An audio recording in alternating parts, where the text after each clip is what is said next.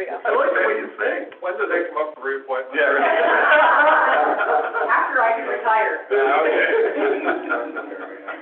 Good morning, everyone. We're live. We're dead. It's 10 o'clock, and we're going to open the Human Services meeting. So, does someone want to make a motion to accept the minutes of February 23rd? Certainly. Yeah, we got first. Second. Thank you. And all in favor? Aye. Okay, so going down to the Youth Bureau is Mike Wright. You want to come up to the front, please? Thank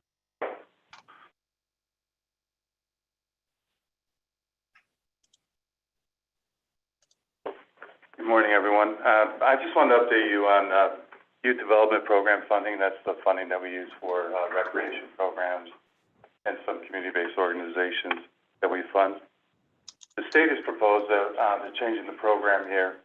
Right now, it runs on our calendar year, but they're proposing to change it, but they're getting opposition from 17 counties. The state wants to go to federal year, so October 1 through September 30th.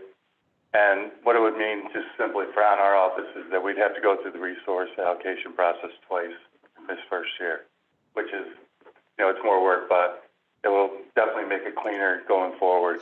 But actually having the numbers and time to allocate it to programs, and you would actually know what you have to fund your programs with. So we're in support of it. And also, the state's going to add, I believe, $5 million to the YDP funding that they're taking off the top of sports gambling dollars, the revenue's coming from that. So there will be additional funding, and at the very least, I think we'll have an additional $10,000 for rural programming. So, and that my intent would be to get that to municipalities. So that's all there is on YDP. We have a lifeguard training scheduled. If you have anyone in your towns that need to be trained, that is scheduled for April 18th through the 22nd at Hudson Falls Middle School. Just call our office to register. There's an online component that has to be done, and there's no charge for that. And the hours are 10 to 2. So if any questions, just contact our office, and we can help you with that. And then lastly, Global Youth Service Day. We're going to have a group of youth working over on Shine Hill, I believe, this year, doing pickup along Shine Hill. That'll be on April 23rd. So that's it. And as always, if you have any projects in your town that you want some help with, we have a list going. Certainly just give me a call, and we'll check that out, okay? And that's all I have. Thank you. Anyone have any questions for Mike? I just wanted to make sure we know that was the heart of the county.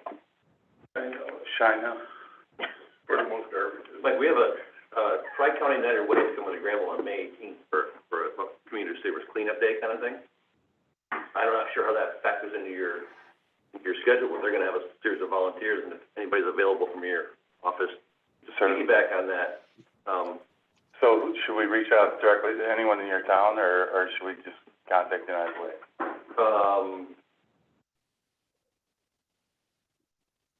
I can email her name. Okay.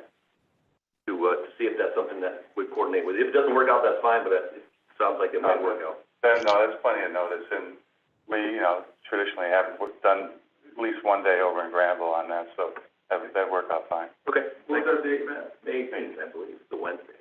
Okay. All right, thanks, Matt. Ken?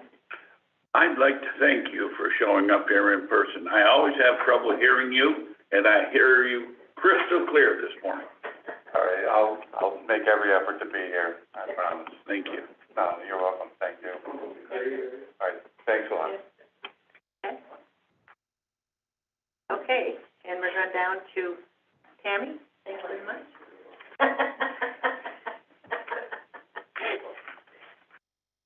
Good thing you use it.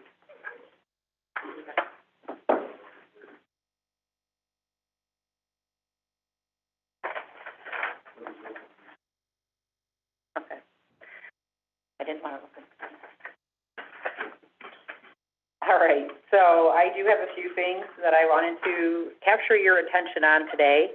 The first is a state training budget resolution request, and I believe, Debbie, that you have that.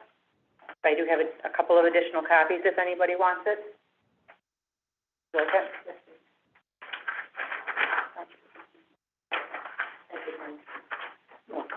This is in response to the billing for one youth that we had been aware of being placed through OCFS custody in 2020.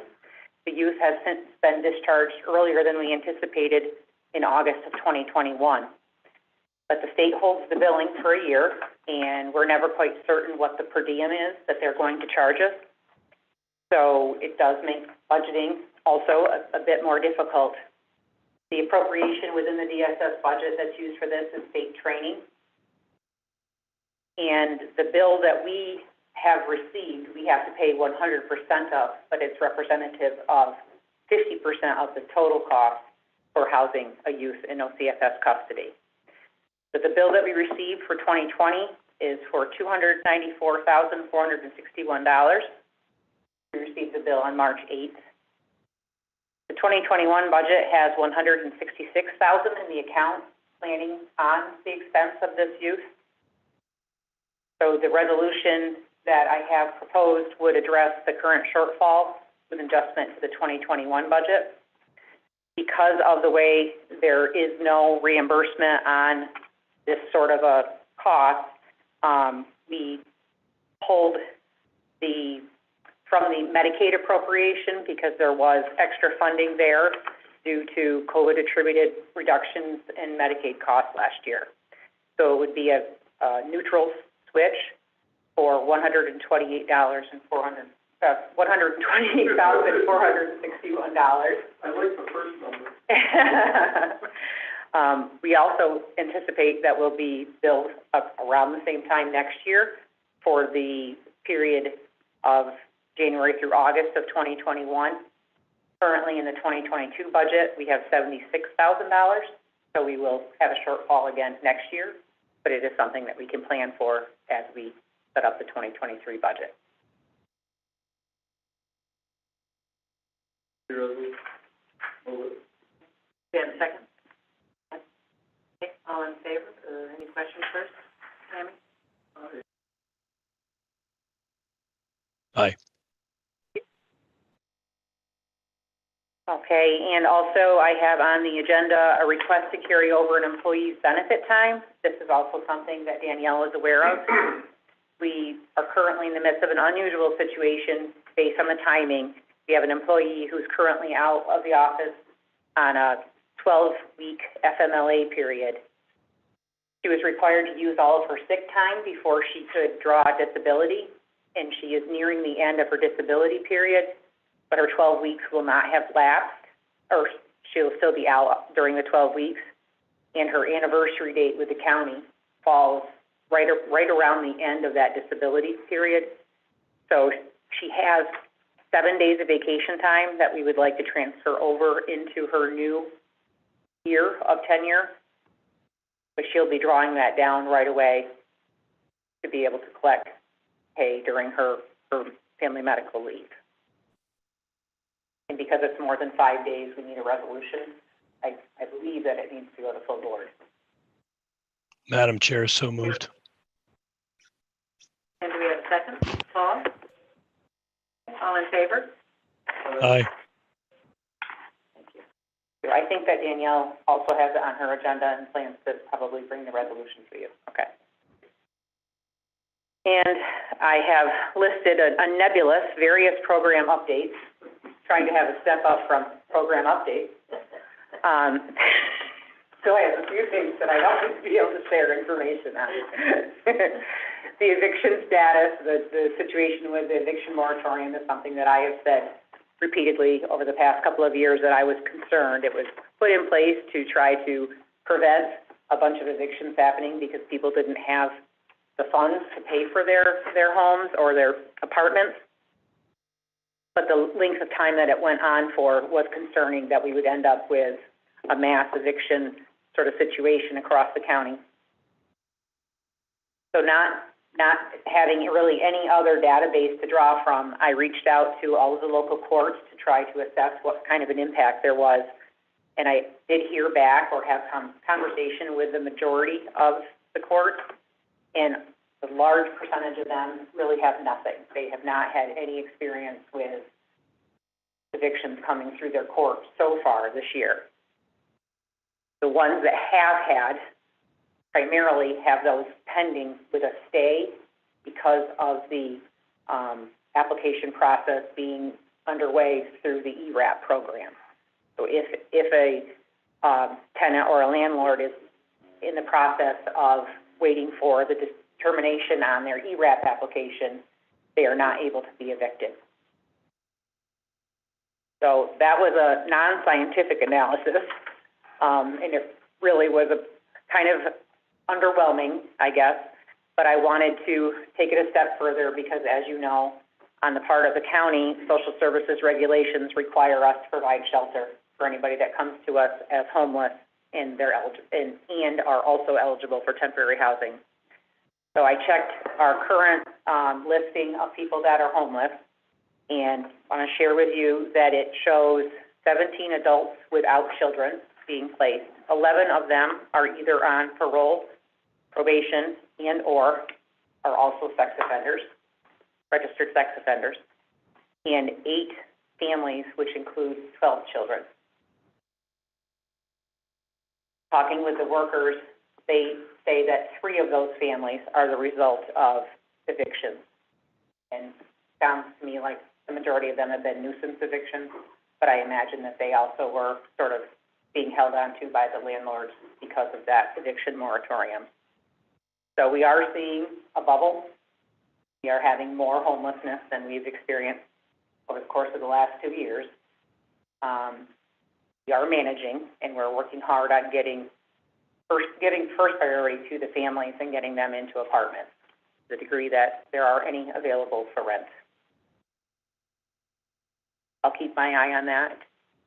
I gotta believe, though, your feeling is probably still the same, that as moratorium comes off, it's still gonna happen, even though you didn't get that information that you would have expected, but that's just because everyone still believes the moratorium's in place.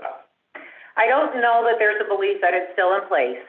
I do think that a lot of the cases that have gone through ERAP, there's been a large, lump sum provided to landlords in those cases, and so that might have diverted their initiative, and really having people move, it's going to be a mess. It would be equally difficult for the landlords, also in adjusting to that. So I'm not 100% sure. What I have learned after talking to the judges, it's likely to be staggered. I don't see us hitting one day of the week or of the month and a flood of people coming to us saying that they're homeless, but it's certainly possible that we'll reach a time where we are having to seek shelter from locations that we haven't ever done business with in the past, or, more motels, and certainly we'll continue using the shelters that are available to us as well.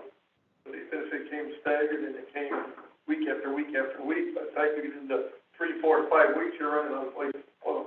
Absolutely, and hopefully, the apartments that the first few people were evicted from have been turned over and are ready for rent again. Tammy, our rentals right now, I'm getting some phone calls a week about rental availability. That they are available? No, there are none available. Exactly. And that's the issue, is Yeah. that, where do folks go? Yes. Okay. Yep. They'll call you. Oh, we certainly work with the people that are on our caseload that come to us and try to find appropriate housing for them. What we are aware of. Any other questions for You have a Dana? chat from Dana Hogan you might want to read.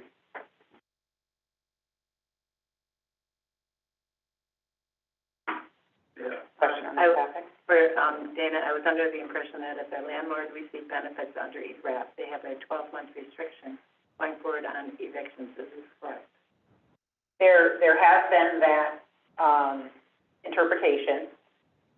It has also been said by the state that that is not the case. If moving forward the tenant continues non-payment, evictions can be started from that period for non-payment, but not going back retro to the period they received ERAP for. And he followed up with, if so, could this result in a bubble of evictions going forward? Which, Yeah, I do still worry that there will be a bubble, and it's gonna be costly and traumatic for the families that are involved.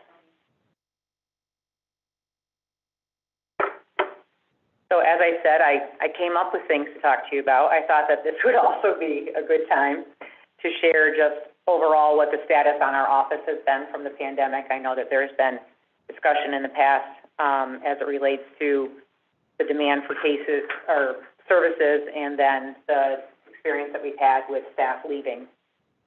So overall, we're certainly very busy in the areas of SNAP and HEAP, particularly for our eligibility program. We have had to use overtime periodically to stay on top of the timeliness of those determinations. We are staying on top of it. Our Child Protective Services is another area that I would also describe as hopping, not because there are more reports coming in, although the reports that are coming in are certainly very complicated and serious, but this would be an effect of that great resignation that has been discussed nationwide. So about half of our CPS caseworkers are still undergoing their not orientation training, but the training that's required through the state, and they are not able to have a caseload assigned to them until they've completed that training. So that pushes all of the cases that would ordinarily be first to a full unit back to about, another half of the workers that have been through the training. So they are having unusually high caseloads at this point, and it's keeping them very busy. The new workers are able to travel with them when they're not in training. They're able to take notes for them. They're able to make phone calls for them. But it is still quite an undertaking at this point for the workers to manage all of that. And that's a sizable unit, right? Yes, we actually have two. When there's one being trained, there's a big number. And we actually have 2 CPS units. That doubles the size of any other program. How many training was, give us a magnitude. I think we have 12 CPS caseworkers, I'd say. I'm sorry that I don't know the exact number. I should have thought to look at that. Unit or total? Total. And 6 of them would be not able to have caseloads at this point.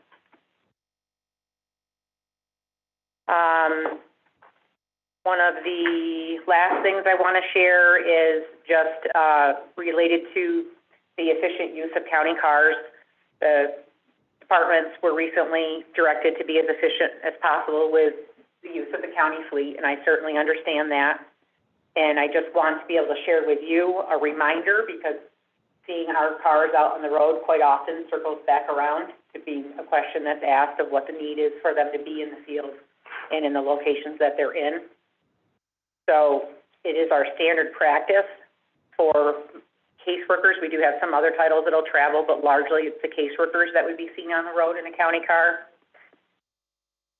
And as I said, we have 2 CPS units. It's a total of 5 units that we have that would be required to travel to meet the regulations of their program.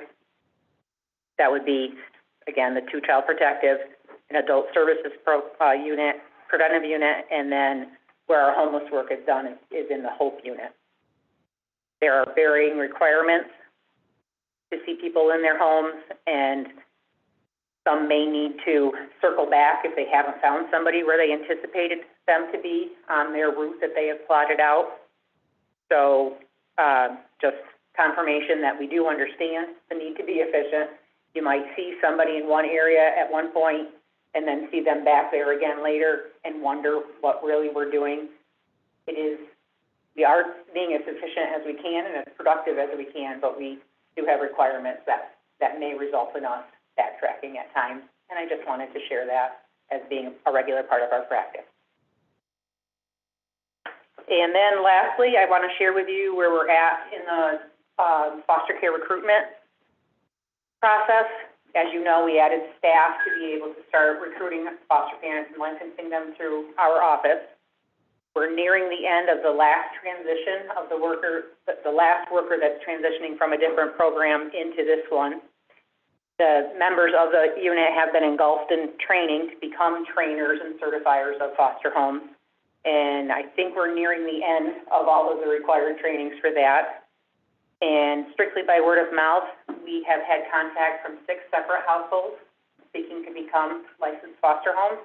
And we are starting up a training later this month, later in April, to be able to begin that training. Just out of curiosity, are you getting, you said you have 6 now. Are they spread out so the whole county is covered, or are they in like the center of the county? Or I'm just wondering how that all shapes up. That is a very good question, and one I do not know the answer of. So I will start to track that as well. Well, it's not important, it's just curiosity, Yep. you know. Yeah, ideally, it would be, yes, yep. We will be making some purchases to support the training that they're doing and the extra initiatives to try to actually open up recruitment. As I said, it's been word of mouth so far. And it's my understanding that to be able to draw down the Recovery Act money that was noted or set aside for this purpose, that I would need to come here with a list of what our expenses are to be able to then share and receive a resolution perhaps to be able to move the money from contingency into the DSS account. Is that right? It has not been moved yet. And I brought a preliminary budget previously.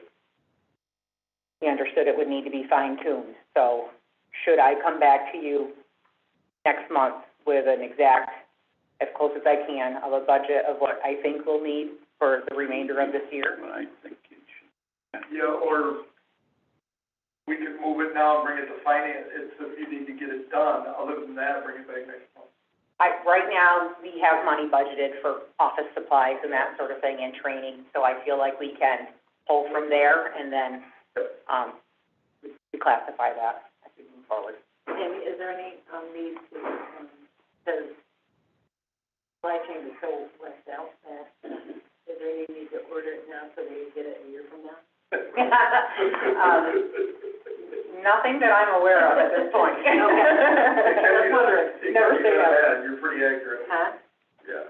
You might want to look into that. Yeah. I know if you need to come quicker. I think that what we need will be available, but thank you for the thought on that. If you do make that budget, it might be an idea to run it by the chairman of the ARPA committee and the treasurer before next month's meeting, just to fine tune it even closer so that, Okay. you know, they're aware of it, so Yeah. that you're comfortable. It would be only for a portion of what there is there set aside at this point. Yep, we'll do that. Okay, yeah, that's everything. One additional thing, Tammy, your request to carry over the time for your employee, the 7 days, Yes, it does state in the handbook that that can go right to personnel for approval and does not require a board resolution. oh, So excellent. if it's approved at personnel, you can just, do the Okay. Kronos adjustment form then. Oh, great, okay, good. Thank you.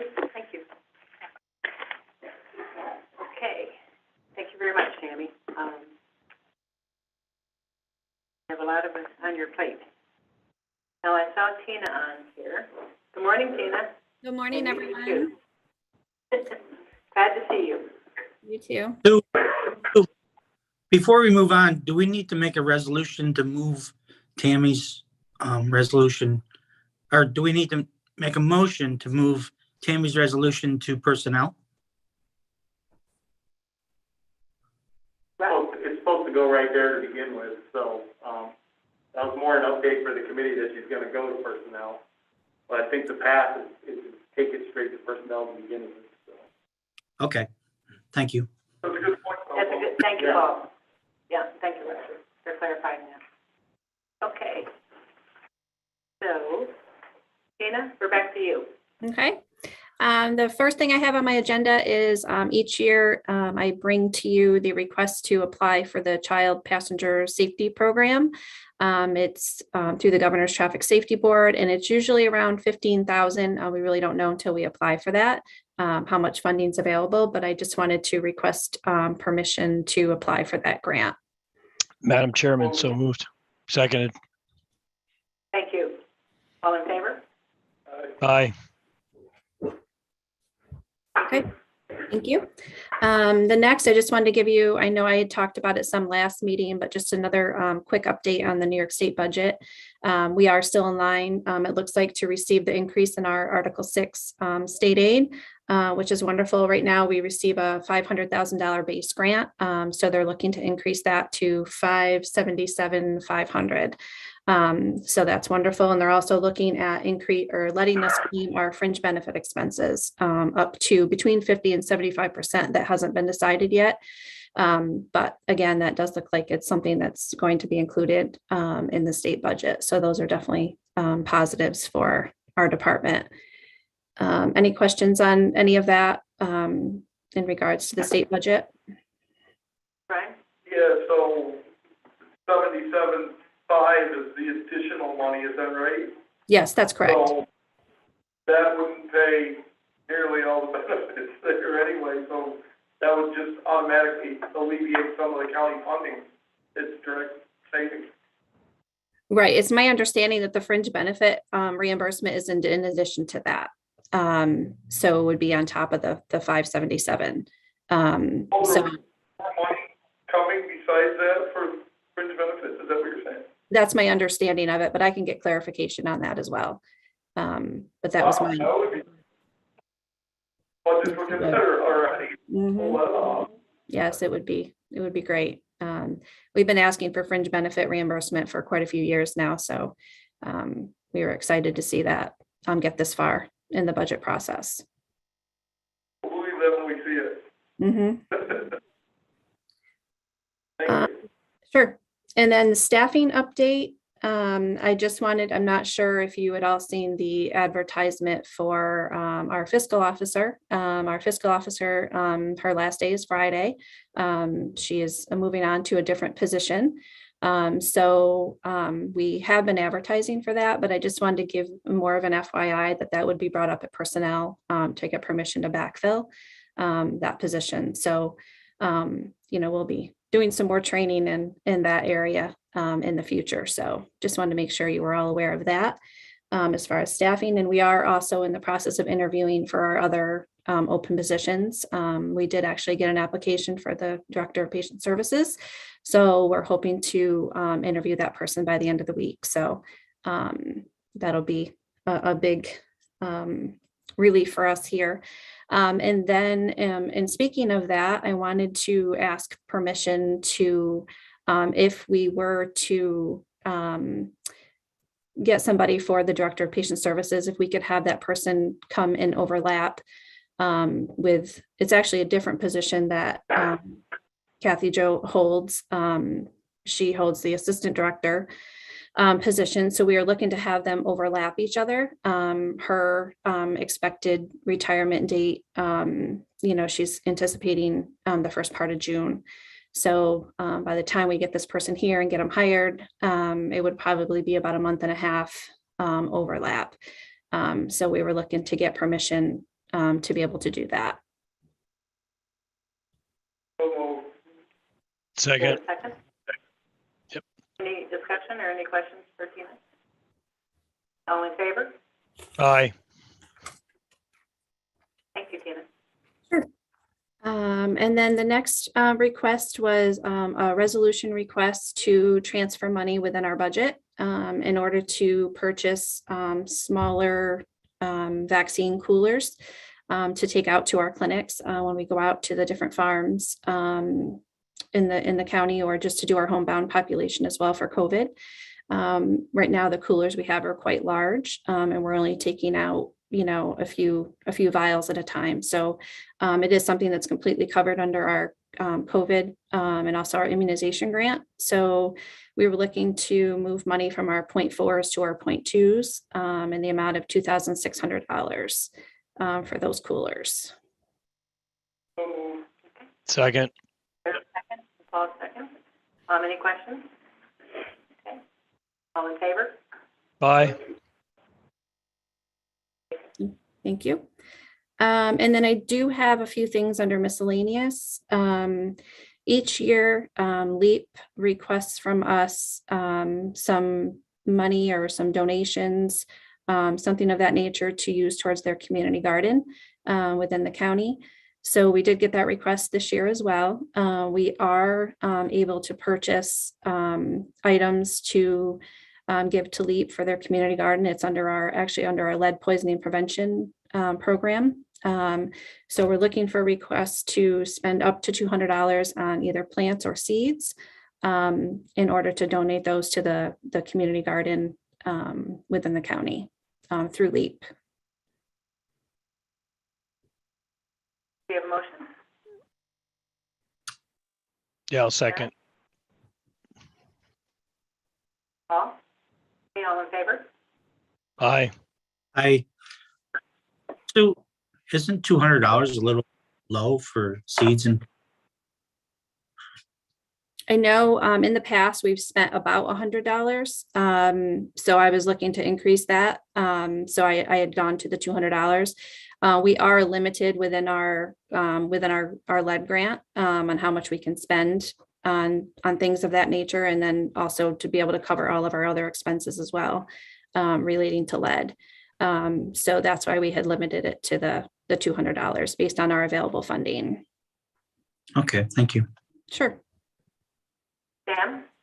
Yeah, I just wanted to comment, in addition to that, Paul, the area that they have to actually plant a garden isn't as large as one might think. It's up off from the Main Street and John Street, and it's not a real large area, so the garden's not as big as one would hope. But based on the property that they have to put it on, it's kind of small. So I think the 200 would cover the seeds. Okay, thank you. Hey, Dana? And the next item I have is I wanted to make sure that you were all aware. We had been approached, we actually were approached back in January when our COVID numbers were so high at that point that we couldn't really focus our attention on it at that point. The state is contracting, New York State Department of Health is contracting with Syracuse University to do wastewater surveillance for COVID. And their goal is to have at least one testing site within each county. There are about 50 other counties that are already doing this wastewater surveillance testing. So we did have a call last week with Jason Deno at the sewer district, as well as the folks from Syracuse University. There is no cost to the county other than the manpower to collect the sample. And with our call with Jason and having other discussions with him, he didn't really think that would be an issue. They're out doing samples anyway, so they would try to do it at the same time that they're collecting those other samples. So it would be a weekly testing that they would be doing and looking for upticks in COVID within that. You can go now that it all is publicly available information, and I can definitely share that link if you'd like me to you, so you can see how it's the rates in other counties and the other ones that are testing. We would get a report each week from the Syracuse University people, and they would actually help us interpret the data as well. So I just wanted to make sure you were all aware that project was going on, and they're hoping to start that within the next week or so. And if you have, further questions on that or comments, or, definitely let me know. And if I don't have the answers, I can definitely try to get those for you.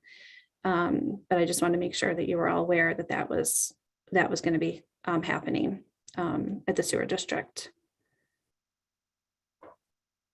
Anyone have any questions for Dana on that? Okay.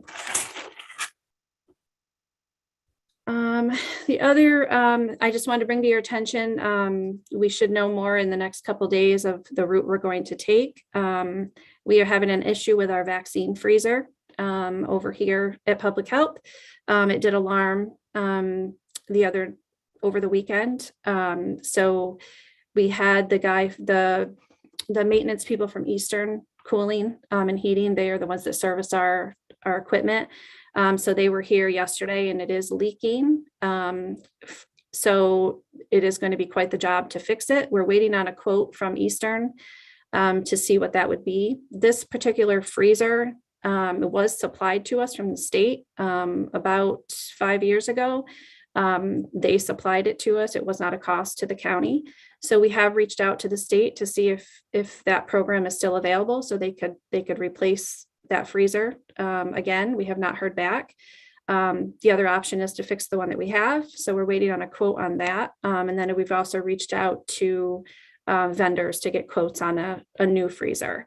It is a purchase that would be covered either under one of our grants or under our state aid, because we are required to have this certain vaccine that's held in this freezer per state requirements. So there'll be more to come on that. We're just kind of trying to weigh our options at this point, but there will be some sort of expense to us going forward, unless the state comes through and tells us that they'll supply us another freezer for this vaccine. So I just wanted to let you all know about that. Dan, you have a question? Yeah, Tina, just out of curiosity, how many cubic feet is that? Is that a small freezer or a large freezer? It's not one of the very large, it's not like our normal vaccine refrigerators that we have that are hospital grade. I don't know how many cubic feet it is, but it is about half the size. I would say it's about half the height of a normal refrigerator, but it is a pharmacy grade freezer. We're not allowed to keep them in just a regular, box freezer. So it is something that has to be of a hospital grade for the vaccine. So. Thank you. Sure. And did you have to come up with an alternative freezer over the weekend? Right. So it was keeping temperature. So we didn't have an excursion of our vaccine until last night. So we have moved it we do have an alternative freezer here that will work for the meantime, but it's not something that we could use long-term to be able to store the vaccine. So we're waiting to hear back from the vaccine manufacturer because of the excursion we had last night to see if, we'll be able to still use the vaccine. It all depends on, because we have data loggers on the freezer. So it all depends on how long it was out of temperature, how long it was out of temperature, if you could still use the vaccine. Luckily, it is just one vial of vaccine. It's not, I don't want you to think that the vaccine is, that there's, a lot of vaccine in the freezer, but we are required to have the vaccine on hand in case somebody needs it. So we're just waiting on that. Never no moment. No. Right. I think Brian. My question, Tina, is because of availability of appliances like that, that could be a tough one. We may end up doing both, fixing it and ordering one. And you probably already thought of that. I just thought we should bring that up, and we may end up doing both things. Right. I did, when the gentleman was here from Eastern yesterday, I did ask him that question as far as, what is the availability of this type of freezer? And he really wasn't sure. So I don't really have an answer to that, but that was something that I had thought of for sure. And he would have to take the freezer off site in order to fix it. It would take him about 2 days. So it would be at least 2 days worth of labor in order to fix it. And I'm not a mechanical person. He was explaining it to me, but so we'll see what they come back with. So more to come on that. So the best case scenario would be the state would supply it and it would show up and everything would go well. Let's see. I just wanted to let everybody know we are still doing COVID PCR testing here within our office. So if there's anybody in your community that is in need of that, we still do have that available. They just need to get on the website or call us if they don't have internet capability. And we are still doing our vaccine clinic every Wednesday. It is walk-in from 2 to 4. So, and there was just this morning, the CDC did release the additional booster. So more to come on that. We're still waiting on the New York State guidance on that, but the CDC did approve that. So we're expecting that later today from the New York State Department of Health. And speaking of the New York State Department of Health, they did come on site. It was a couple weeks ago now. They come on site usually once every 2 years to do a review of our Vaccine for Children's program. They check the temperature of the the fridge and they go through our policies and procedures and things like that. And so I'm very proud to say that we had no findings from that review.